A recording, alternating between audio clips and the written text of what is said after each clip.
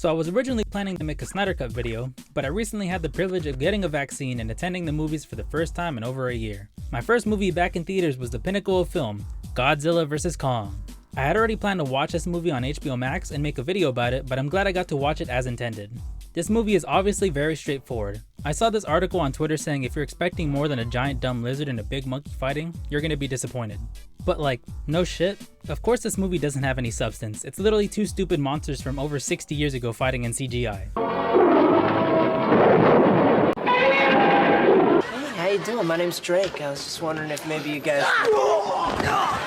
Let's do a real quick spoiler-free review before I talk about the whole movie, just in case you haven't found an hour and 53 minutes to spend on the best movie of 2021. Real quick, YouTube tells me this part of the video is the best time to say if you like these videos, please gently press the like and subscribe buttons. I'd really appreciate it. This movie is the culmination of a couple Godzilla and King Kong movies over the past couple of years, and to be honest, I have not seen any of them. I for sure was not watching a King Kong movie in the 21st century, and I would watch a Godzilla movie, but they just didn't seem to have that much passion behind them, so I didn't bother. I will say all the other movies in this universe or whatever definitely had a lot more notable names to bother watching. Those previous movies had Elizabeth Olsen, Bryan Cranston, Aaron Taylor Johnson, Samuel L. Jackson, Brie Larson, Tom Hiddleston, John C. Reilly, Thomas Middleditch, Ice Cube's son, and Sally Hawkins. There was at least two very popular actors for each movie. This movie has Millie Bobby Brown as the top-billed actress, and Brian Tyree Henry, who I've loved in many other roles, mainly as Paperboy in Atlanta and the voice of Jefferson Davis in Spider-Man Into the Spider-Verse, and that's about it. They have a Skarsgård here, but it's not the dad, and it's not the hot one, so who cares? The only other notable names are one of the villains from Baby Driver and a deaf girl. I will say though, I'm glad to see a girl who actually has this disability playing a deaf girl in a movie. It makes the sign language scenes a lot more genuine. Usually child actors just annoy me, but she did a great job of contributing and not doing too much. I cannot say that about every other human character in this movie though. As you can expect, the part where Godzilla is fighting Kong and Godzilla vs. Kong are the best parts of the movie. You sign up for the movie expecting the fights, and they're pretty cool.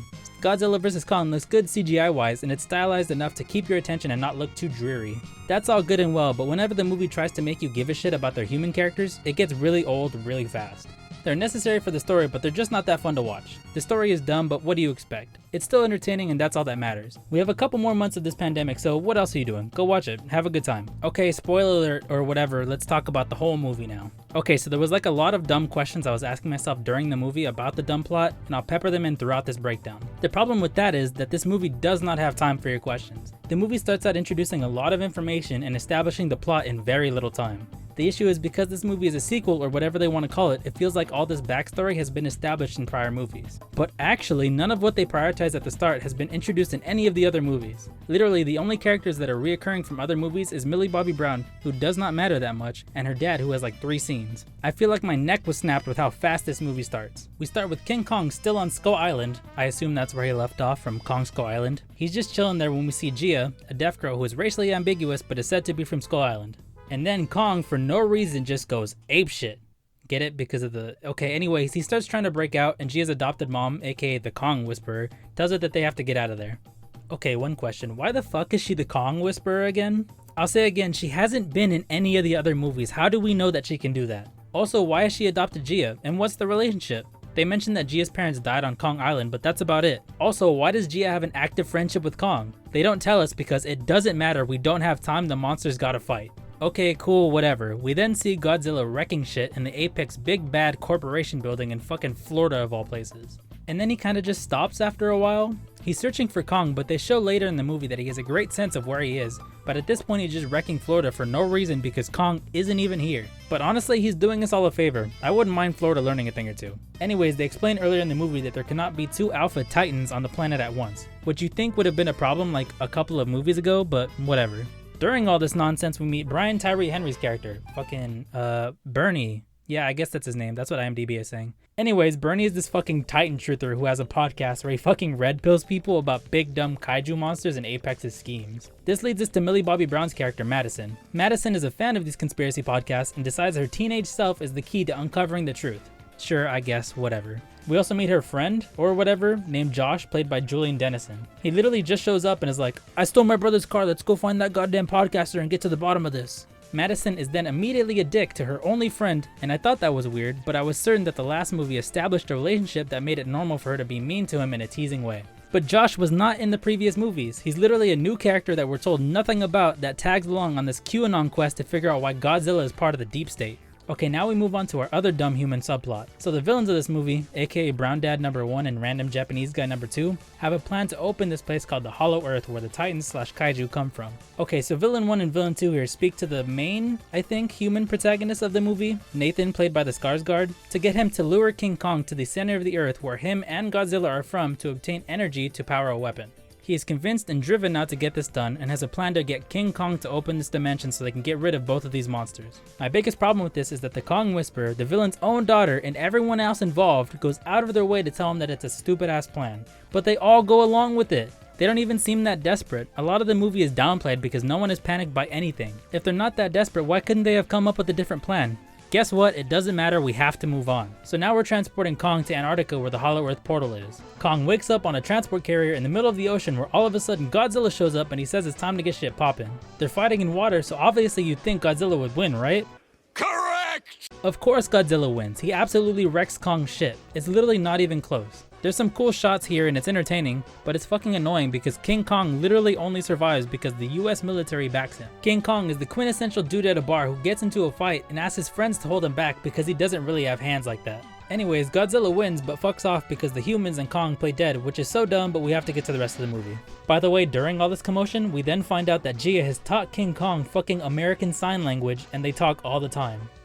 Whatever, bro, this movie does whatever it wants, who cares? We cut back to Eleven and the kid from Deadpool and they meet Paperboy and tell him that they love his podcast and are willing to risk their lives at the ripe age of 15 to uncover the King Kong deep state. They then accidentally end up in fucking Hong Kong to make moves to uncover Apex at their main headquarters. Okay, so first things first, why are these children trusting a stranger? Secondly, why is this stranger comfortable hanging out with these children to further his agenda? And lastly, where are their parents? Why is nobody worried about them? Oh, you have questions? Sorry, we do not have time to address these. We have to send King Kong to the Shadow Realm to progress the movie. Whatever. Okay, so now King Kong is in the north and then heads back to where he's originally from to understand his past. This part is pretty cool. It's fucking dumb because what even is a hollow earth? We know the earth has a core. It doesn't make any sense. But watching Kong figure out his environment is pretty cool. We then cut back to this goddamn podcast subplot where the gang is in Hong Kong and break in to uncover the villain's evil plan. So in an old Godzilla movie, I guess they killed a different kaiju and now they're using its skull to power their own man-made kaiju. They basically stole this from Pacific Rim, but they do it way worse. Okay, now I have a real problem to address. Let me talk to y'all real quick. I understand that these nerd movies love to bring in lore and catchphrases from other media. It's how they make their money. But I fucking hate it when a character has the whole screen to themselves just to have a very surface level Easter egg for nerds. In this case, Bernie discovers that the man-made kaiju is a robot version of Godzilla, so he's like, oh my god, it's Robo-Godzilla. But then Josh has the whole screen to himself to say, no, it's Mecha Godzilla. Gee, fucking thanks Josh, I guess Robo isn't the same as Mecha, thank you for clarifying. Okay, so we know Mecha Godzilla is the big bad boy at this point. King Kong and his human team finally make it to the Hollow Earth to explore his original home. Then, Kong finds this throne room that I guess belonged to him or his family, and he finds this supercharged battle axe on the throne, which is just so dumb it's perfect. I love it. Then, my favorite part of the whole movie happens. So shockingly, the villain's daughter tricked her way to Hollow Earth to extract the kaiju energy. As soon as they touch ground in the Hollow Earth, she starts telling her team to excavate the place for that power. And then the two white characters are like, no, you can't take stuff from their land, this is their home. Bruh, it's the most tone-deaf thing on the planet for the villains, who are all people of color by the way, to be told by the white characters not to colonize a foreign land. I don't know if I'm just reading too much into it, but it's so ass backwards I was laughing my ass off in the theater. Anyways, Godzilla is in Hong Kong and figures out that Kong is in the Hollow Earth and starts blowing a hole in the earth to reach it himself. Which is so funny because Kong and the other humans had to go through a warp portal or something, but Godzilla can just yell a hole in the ground and get to the same place. It's just so ridiculous. Anyways, they start fighting again and thank God because I was getting a little bored with all this exposition. Kong is again getting his ass beat like he should be, and it's only a close fight because this bitch has a battle axe. We all knew Godzilla should win all these fights, so I think it's just funny that they wrote all these situations to make it as even as possible. Anyways, I really dig these fight scenes. Godzilla is like the stereotypical monster that's just on a path to destruction, but also Kong has this kind of intelligence that helps him fight and have more choreographed fighting. The writers try really hard to make Kong cool. There's this scene where he dislocates his shoulder and pops it back in, which is perfectly idiotic.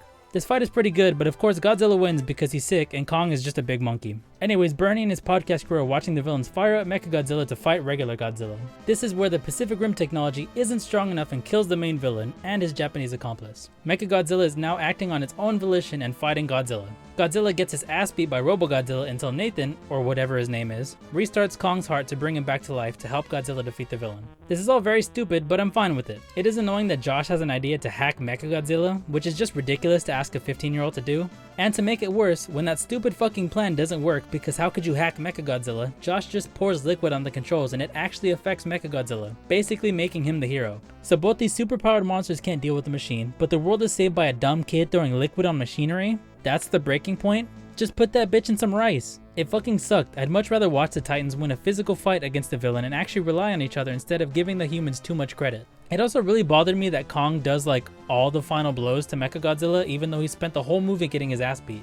Anyways, they destroy Mechagodzilla, then Godzilla kinda gives a, hey we cool? Nod to Kong and they're suddenly on good terms. Godzilla then fucks off back to the ocean. Wow, that shit was stupid. All those questions I asked in this script are never really answered, by the way, and it doesn't really matter. Also, as one final fuck you, Millie Bobby Brown's character says that Bernie saved the day, even though Josh was the one to destroy Mechagodzilla's controls, and Godzilla and Kong did the actual fighting. I don't know what Josh did to piss off Madison, but she refuses to give him any credit. This movie is utterly ridiculous, and to be fair, I was only excited to watch it because it's just nice to have new feature-length films finally coming out. The movie is apparently doing very well, and there will most likely be more movies in this monsterverse or whatever they want to call it. Hopefully there isn't another pandemic by then, and I won't be starved for a new movie and overrate the next version of this debauchery. Either way, Godzilla vs. Kong is like a cool 3 out of 7. I don't know, I had fun, go watch it. Hey everyone, thanks for watching. If you liked the video, please demolish the like button and blow a Godzilla-sized hole into the subscribe button. Follow me on Twitter @Vnacular for more updates from my smooth brain. The new Mortal Kombat movie just came out and I'm super juiced about it, so I'm sure I'll talk about it soon. Anyways, thanks again for watching, bye!